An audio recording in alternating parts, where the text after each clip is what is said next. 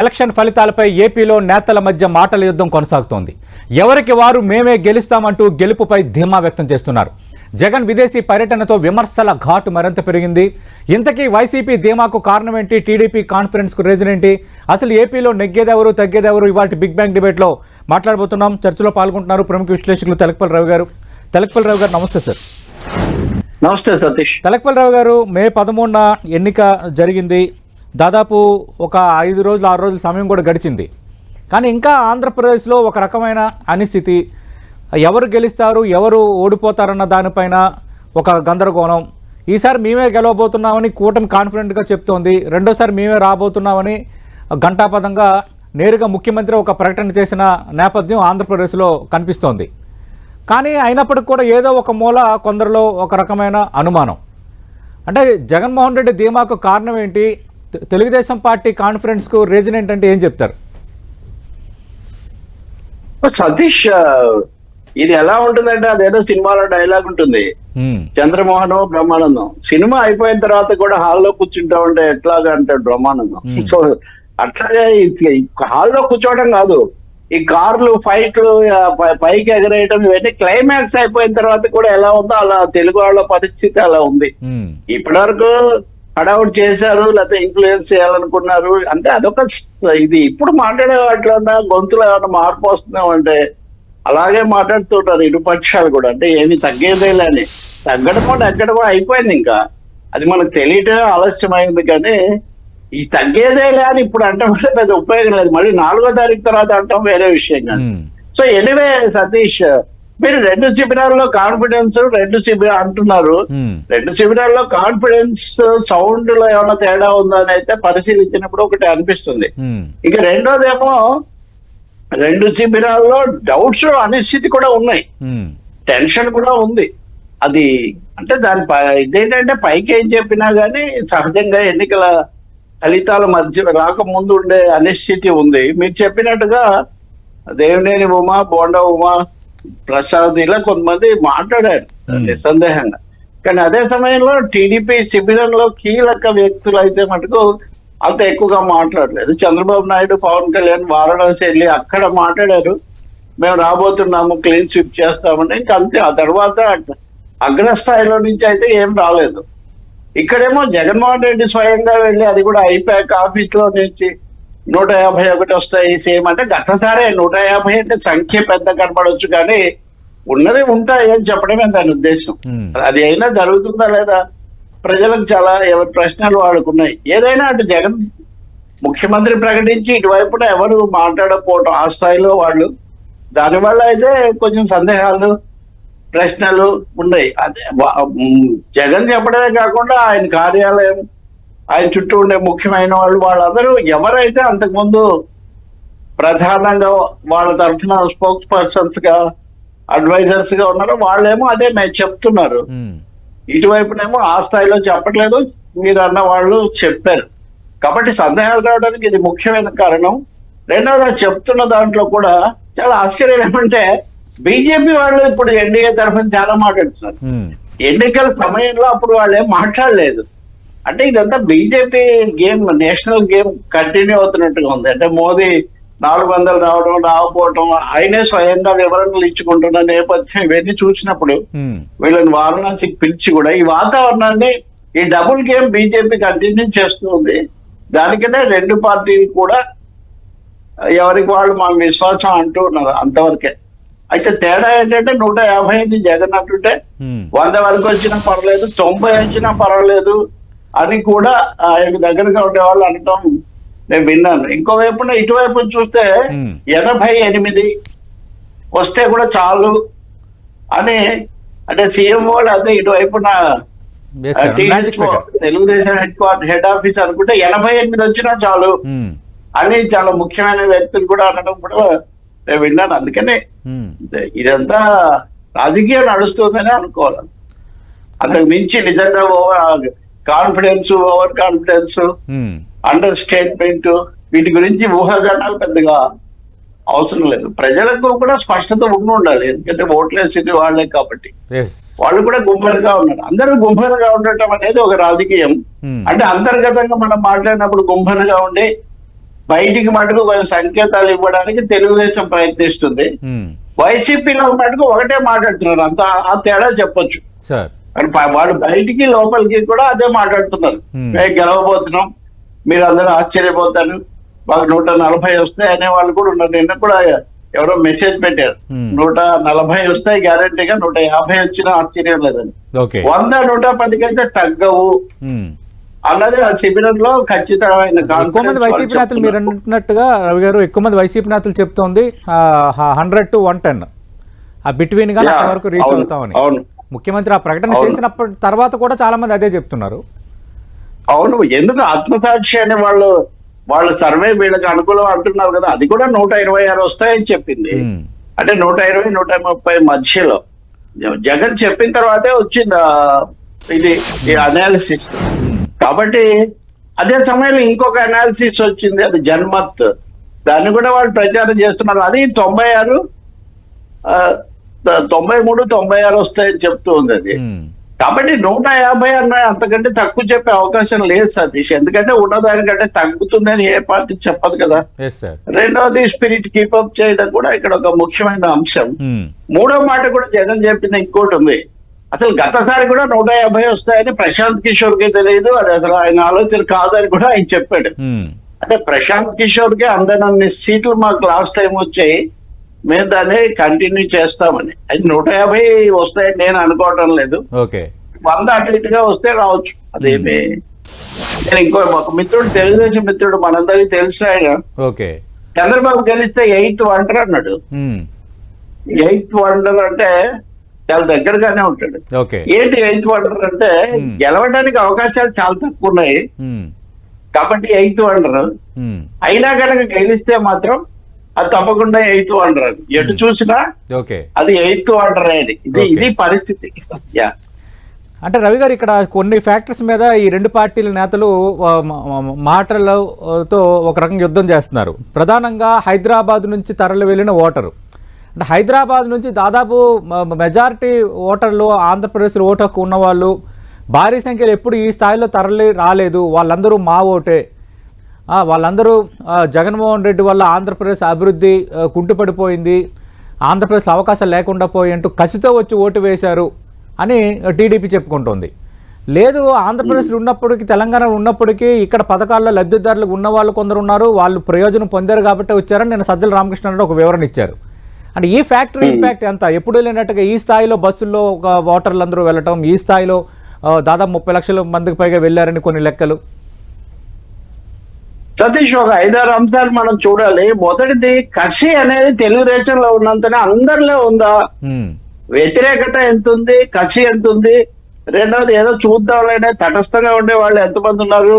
మూడోది, మాకు ఇచ్చిన ఇళ్ల పట్టాలు, లేకపోతే మాకు ఇచ్చిన నెల నెల వెళ్ళి పెన్షన్లు తెచ్చుకునే వాళ్ళు చాలా మంది ఉన్నారు కదా, వేల సంఖ్యలో హైదరాబాద్ లో. మరి వీళ్ళు కూడా వెళ్ళి ఉంటారు కదా, వీళ్ళకి కూడా ఓ ప్రత్యర్థి పార్టీకి ఉన్నంత కసి ఉందనేది ఇది ప్రశ్న. నేను ఈ మాట అన్నందుకు మొన్న పార్టీ లేదా బీజేపీకి చెందిన ఆయన ఒక ఆయన నా మీద చాలా అనవసరమైన కామెంట్స్ అన్ని చేసాడు. అందరూ అటే ఉన్నారని ఎలా చెప్పగలరు? మెజారిటీ ఉండొచ్చు, ఒక 60-40% ఉండొచ్చు, కొన్ని 30% అన్నా ఉండరా వెళ్ళిన వాళ్ళలో?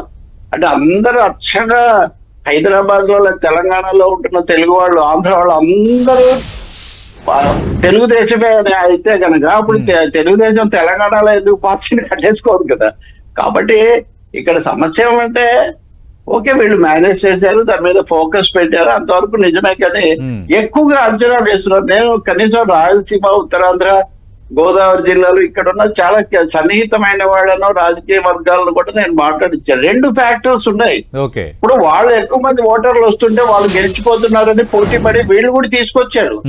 అది అలాగే పోల్ మేనేజ్మెంట్, అంటే మేనేజ్మెంట్ కాదు మేనేజ్మెంట్.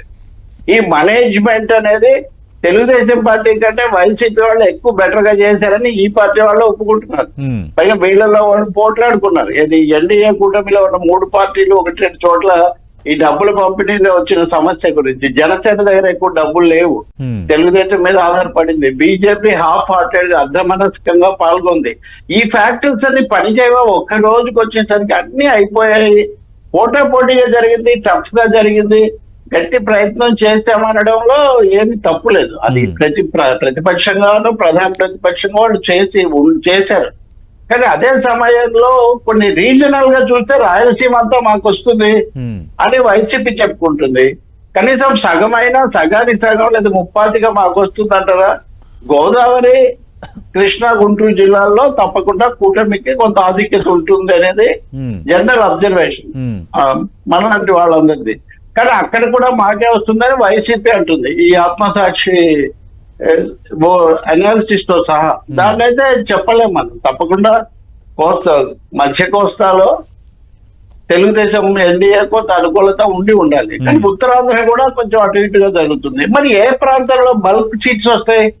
ఏ పార్టీ అయినా గెలవాలి అంటే బల్క్ సీట్స్ ఒక్క చోటైనా బల్క్ రావాలి. ఒక్క చోట బల్క్ సీట్స్ వచ్చి ఇతర చోట్ల నుంచి కొన్ని ఏరుకుంటే ఆ పార్టీ అధికారంలోకి రావడం అనేది జరుగుతుంది సాధారణంగా. ఇప్పుడు బీజేపీకి 400, 200 అన్నప్పుడు ఉత్తరప్రదేశ్ లో ఏం జరుగుతుంది, గుజరాత్ లో ఏం జరుగుతుంది? 4 రాష్ట్రాలు, మహారాష్ట్ర, బెంగాల్, బీహార్, ఇంకొకటి తమిళనాడు.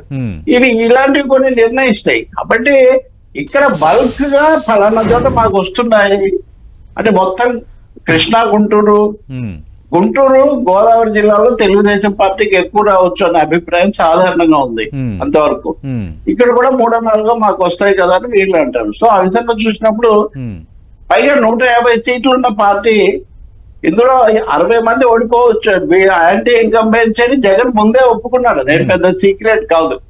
అభ్యర్థులు మార్చినప్పుడే so called social engineering, political engineering చేసినప్పుడే దాన్ని వాళ్ళు గుర్తించి కొంత సర్దుకున్నారు. ఇప్పుడు 150 ముఖ్యమంత్రి అన్నప్పటికీ కూడా ఇంతమంది ఒక 3వ వంతు ఎమ్మెల్యేల మీద అసంతృప్తి ఉందని చెప్పున్నారు కదా.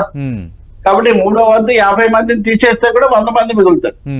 కాబట్టి అదేనా మిగిల్చుకుంటుందా వైసీపీ లేదా అన్నది ఇక్కడ. మీరన్నా ఈ మాట తెలంగాణ నుంచి వెళ్ళి లేదా హైదరాబాద్ నుంచి వెళ్ళిన వాళ్ళలో కూడా ఎక్కువ భాగం తెలుగుదేశం అయినప్పటికీ కనీసం చెప్పుకోదగిన భాగం వైసీపీ కూడా ఉంటారనేది గుర్తించాలి. తీసుకెళ్లిన వాళ్ళలో కూడా ఇరు పార్టీల వాళ్ళు ఉన్నారు.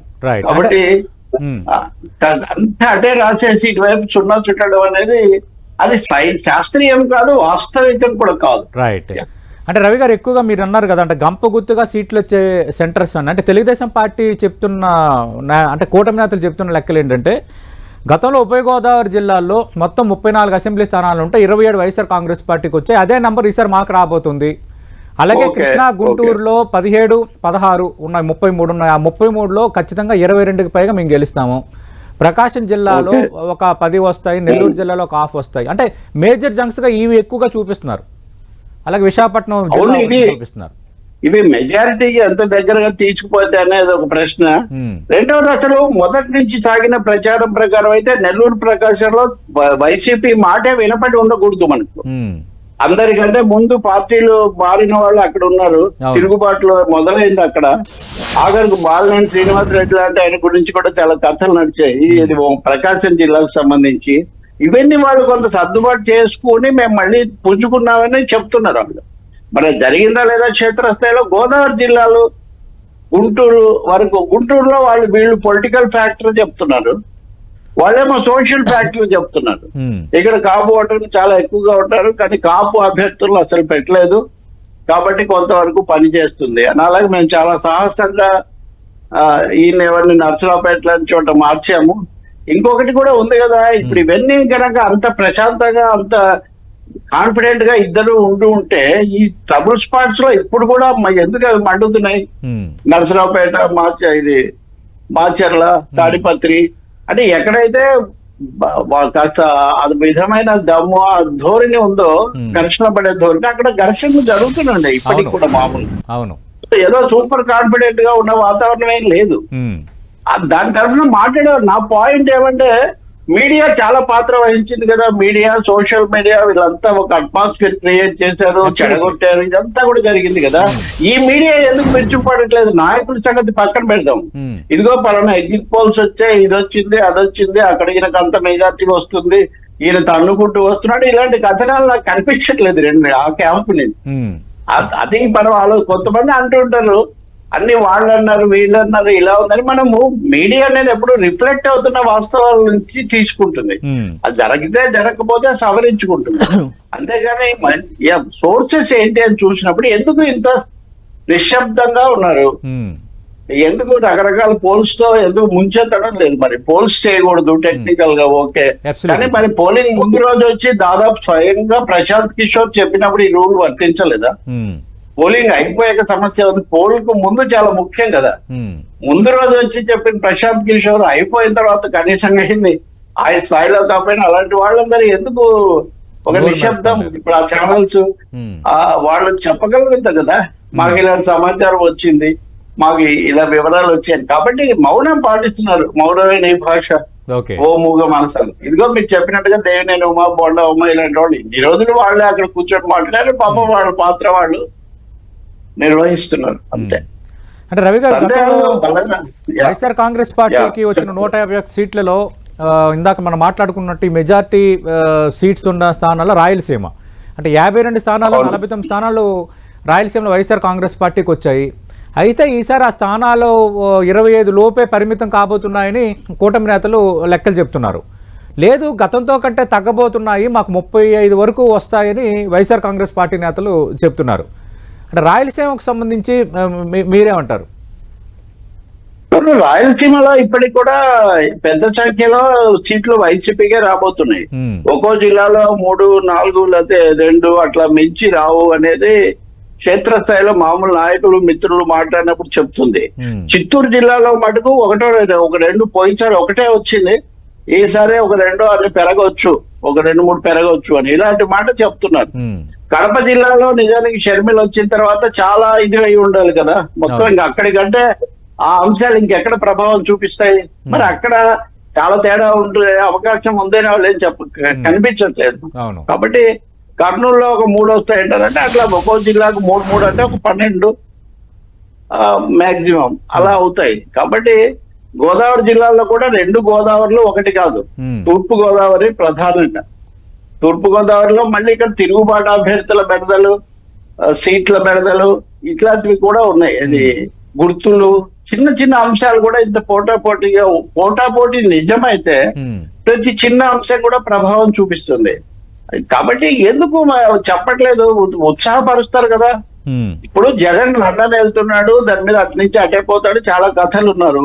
ఇప్పుడు మళ్ళీ వాళ్ళే చంద్రబాబు నాయుడు కూడా వెళ్తున్నాడు, ఇంకా ఇతర నాయకులు వెంటనే ఇప్పుడు మారింది సినేరియో.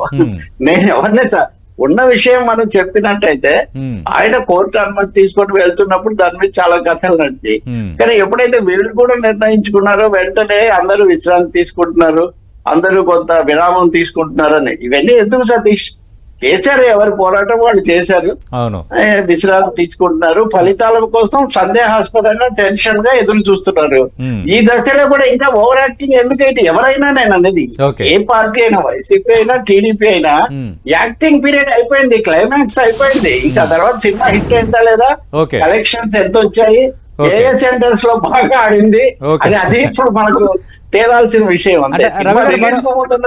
మరో 2 ఫ్యాక్టర్స్ పై మీరు వివరణ ఇవ్వాలి. ఒకటి, పెరిగిన శాతం అంటే 81.86% ఓటింగ్ శాతం నమోదైంది కాబట్టి ఇది జగన్ పాలనకు మెచ్చి ప్రజలు ఇచ్చిన ఓటింగ్ పర్సంటేజ్ అని నిన్న సజ్జల రామకృష్ణారెడ్డి ఒక కామెంట్ చేశారు. లేదు, వ్యతిరేకత ఉంటేనే ఇంత హైయెస్ట్ పర్సంటేజ్ నమోదవుతాయని కూటమి చెప్తోంది. దీనికి సంబంధించి మీరేమంటారు? సతీష్, 1983 నుంచి ఇప్పటి వరకు తీసుకుంటే దాదాపు ఒక ఎన్నికలన్నీ ఈ 40 ఏళ్లలో ఒక 10 ఎన్నికలు అనుకుంటే వీటిలో ఓటింగ్ శాతం తగ్గి గెలిచిన పార్టీలు ఉన్నాయి. రెండవది, ఆంధ్రప్రదేశ్ లో ప్రత్యేకత ఏంటంటే ఒకే పార్టీ మామూలు పరిస్థితుల్లో తిరిగి అధికారంలోకి రావడం గతంలో జరగలేదు. ఒక్క రాజశేఖర రెడ్డి విషయంలో మాత్రమే జరిగింది. అది 2009లో స్ట్రైట్ సెకండ్ టర్మ్. ఎన్టీఆర్ తిరిగి వచ్చారు, కానీ నాదెండ్ల భాస్కర్ రావు వెన్నుపోటు కారణంగా ఆయన 85లో తిరిగి వచ్చారు, 85లో ఓడిపోయారు. చంద్రబాబు నాయుడు కూడా 2వసారి వచ్చారు, కానీ ఆయన మొదటిసారి న్యాచురల్ ఎలక్షన్ వల్ల రాలేదు, ఎన్టీఆర్ స్థానంలో వచ్చారు. తర్వాత ఆయన ప్రతి సెకండ్ టర్మ్ ఓడిపోతూ వచ్చారు. ఒక్క రాజశేఖర రెడ్డి మాత్రమే అప్పుడు ఓటింగ్ శాతం బాగా పెరిగింది. అంటే 2 పాయింట్స్ ఉన్నాయి ఇక్కడ. ఉన్నట్టు గవర్నమెంట్ తిరిగి రావటము, ఓటింగ్ శాతం పెరగడము, ఇవి రెండు కూడా 2009లో జరిగాయి. 2009లో జరిగిన ఈ ఫలితం రావడానికి ఒక కారణం చిరంజీవి ప్రజారాజ్యం పార్టీ పెట్టడానికి కూడా. ఓట్ల శాతం పెరిగినప్పటికీ కూడా కొన్ని ఆయన తీసుకున్నాడు కాబట్టి ఇప్పుడు రాజశేఖర రెడ్డి రికార్డు అనేక విషయాల్లో సన్ ఆఫ్ రాజశేఖర రెడ్డి అది పొందగలుగుతారా లేదా అన్నది ఒకటి. ఓటింగ్ శాతం అయితే అది వర్తించదు. ఓటింగ్ శాతం పెరిగి ప్రభుత్వం తిరిగి వచ్చిన ఉదాహరణ దానికి కూడా రాజశేఖర రెడ్డి ఉదాహరణగా ఉన్నారు. అలాగే తెలుగుదేశం పార్టీ 99లో నుంచి 2004లో ఓడిపోయినప్పుడు కూడా రికార్డు వేరే ఉంది. కాబట్టి ముఖ్యంగా 89, 94 మధ్యలో. కాబట్టి అదేమీ ఒక సూత్రం లాగా వ్యతిరేకించే వాళ్ళే కాదు. ఇప్పుడు అట్లా అయితే బెంగాల్లో చాలా సార్లు 32 ఏళ్ళు అవిచ్ఛిన్నంగా వామపక్ష ఫ్రంట్ పాలించినప్పుడు ఓట్ల శాతం పెరిగిన ఉదాహరణలు చాలా ఉన్నాయి. చాలా సార్లు వాళ్ళు ఎప్పుడు ఓట్ల శాతం పెంచడానికే పనిచేస్తుండేవాళ్ళు. అసలు యాంటీ ఇన్కంబెన్సీ లేదు. ఇందాక మీరు కలిసి అన్నట్టే ఒక యాంటీ ఇన్కంబెన్సీ మొత్తం అందరూ ఏదేమైనా జగన్ దించేయాలి అని నిర్ణయించుకునేటంత పరిస్థితి ఉండిందా? ఇదొక పెద్ద ప్రశ్న. అది నచ్చకపోవచ్చు ఎవరికైనా, మనం ఏం చేస్తాం, వేసుకోవాలి కదా. కొన్ని సెక్షన్స్ అయినా దానివల్ల లాభం పొందిన వాళ్ళు, స్పెసిఫిక్ గా ప్రయోజనం పొందిన వాళ్ళు కనిపిస్తున్నారు. వాళ్ళు ఓట్లు వేయాలనుకుంటారు కదా, మళ్ళీ ఏ ప్రభుత్వం వస్తుందో ఏం చేస్తుందో అనేది. రెండోది నమ్మకం, క్రెడిబిలిటీ, విశ్వసనీయత, లేదా నమ్మకము ఏదైనా అనండి. దాని గురించి కూడా కొంతమంది ఒక నాయకుడిని నమ్ముతారు, కొంతమంది ఒక నాయకుడిని నమ్మరు. ఈ నమ్మకం ఫ్యాక్టర్ కూడా చాలా ఎక్కువ పనిచేసిందని మనం భావించవచ్చు. ఇంకొకటి, దశల వారీగా నెరేటివ్ మారుస్తూ వచ్చారు కదా. విధ్వంసము, సంక్షేమ, అభివృద్ధి, ఆ తర్వాత ఇట్లాంటివన్నీ, రాజధాని, వరుసగా జైలు పోవడము, కేసులు, ఇవన్నీ చివరికి వచ్చేసరికి ల్యాండ్ టైటిల్ యాక్ట్ అదే అన్ని డిసైడ్ చేస్తుంది అని కదా ప్రచారం చివరి 4 రోజులు. మరి అదే పని చేసిందని ఇప్పుడేం చెప్పట్లేదా? కాబట్టి అది సమయానుకూలంగా దశల వారీగా మార్చడం వల్ల ఉపయోగం లేదు. ఏ ఫ్యాక్టర్ పాత్ర ఎంత ఉందో అంత ఉంది అంటే రవి గారు. ఇప్పుడు అందులో ఏం సందేహం లేదు. కొన్ని వర్గాలు, ఉద్యోగ వర్గాల్లో కొంచెం వ్యతిరేకత ఎక్కువగా ఉండింది, అందులో సందేహం లేదు. కానీ ఉద్యోగ వర్గాలు కూడా తీసుకున్న వాళ్ళలో మేనేజ్మెంట్ లో వాళ్ళు కూడా ఉన్నారు. సో వాళ్ళలో కూడా గతంలో ఈ ఉన్నప్పుడు ఏం జరిగింది, ఇప్పుడు ఏం జరిగింది, ఇలాంటి ఒపీనియన్స్ ఉన్నాయి. కాబట్టి చాలా ఫ్యాక్టర్స్ పనిచేసాయి, సందేహం ఏం లేదు. అంటే రవి గారు, కొందరు కొన్ని ఎగ్జాంపుల్స్ ని ఇప్పుడు తెర ముందు తెస్తున్నారు. గత ఎన్నికల్లో కూడా పోలింగ్ ముగిసిన తర్వాత చివరి నిమిషంలో భారీగా ఓటింగ్ జరిగింది. అదంతా పసుపు కుంకుమ వల్ల వచ్చిన మహిళా ఓటింగు. 2 ముంబైలో మేమే గెలుస్తున్నామని పత్తాలు కాస్తున్నారు. అలాగే అప్పటి సిఎస్ ఎల్వి సుబ్రహ్మణ్యం ఏదో ఒక అంశం సంబంధించి కలిస్తే మనం 27 క్యాబినెట్ మీటింగ్ పెట్టుకోబోతున్న తొలి క్యాబినెట్ మీటింగ్ అని చంద్రబాబు అన్నారని, ఇలాంటి అంశాలు కొన్ని. అలాగే ఇక్కడ కేసీఆర్ కూడా క్యాబినెట్ మీటింగ్ ఎప్పుడు జరుగుతుంది అన్న దానిపై ఆయన ఒక ప్రకటన చేశారు ఫలితాల కంటే ముందు. దాన్ని జగన్మోహన్ రెడ్డి ప్రకటనని కనెక్ట్ చేస్తున్నారు. అంటే ఒక స్పిరిట్ నింపడానికి, ఒక కాన్ఫిడెన్స్ నింపడానికి చేసే ప్రకటనలే. మరి అవి నిజమయ్యాయా? మరి జగన్మోహన్ రెడ్డి అలా చెప్పినంత మాత్రం అదే నిజమైపోతుందా? జగన్మోహన్ రెడ్డిది అది మంచి చెడ్డ ఎట్లా ఉన్నా సరే, ఆయన స్వయంగా మాట్లాడడం, స్వయంగా అడౌట్ చేయడం కొంచెం తక్కువగా ఉంటుంది. ఆయన అంతా ప్రతిదీ స్కెచ్ ప్రకారం సిద్ధం, మనం అంతా సిద్ధం, ఇలా దశల వారి గడప గడపకు ప్రతిదీ కూడా ఒక ప్లాన్ ప్రకారం ఆయనది జరిగింది ఎన్నికల్లో. ఓటర్లు ఎలా రెస్పాండ్ అయ్యారో మనకు తెలుస్తుంది.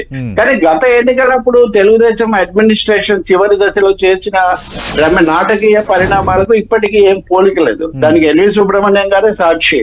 ఆయన మీద ఎన్ని దాడులు, ఎన్ని విమర్శలు, అవన్నీ చర్చించడం ఇప్పటికీ నాకు గుర్తుంది.